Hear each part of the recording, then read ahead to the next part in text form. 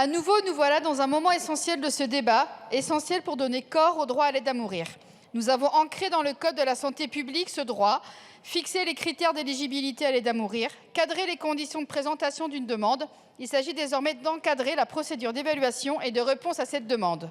Avec le groupe Insoumis, nous avons toujours tenu à conserver l'équilibre entre l'autonomie et le libre choix des patients d'un côté, et de l'autre, la sécurité et la protection des patients, notamment les plus vulnérables, ainsi que des soignants. Nous porterons des mesures afin de sécuriser le cadre de cette procédure collégiale, en proposant que toute altération grave du discernement, quelle qu'en soit la cause, soit considérée comme empêchant la manifestation d'une volonté libre et éclairée. Nous soutiendrons aussi l'amendement du Gouvernement qui prévoit qu'en cas de doute sérieux sur le discernement de la personne, le médecin consulte, dans le cadre de la procédure collégiale, un psychiatre ou un neurologue. Nous porterons des amendements visant à mieux prendre en compte les différents niveaux d'autonomie et le consentement des majeurs protégés. Sécurisation d'un côté, mais aussi libre arbitre et autonomie de l'autre. Nous proposerons de préciser que le médecin notifie sa décision dans un délai compatible avec le pronostic vital de la personne et n'excédant pas 15 jours, afin de préserver au mieux la dignité du patient et son accès à ses droits.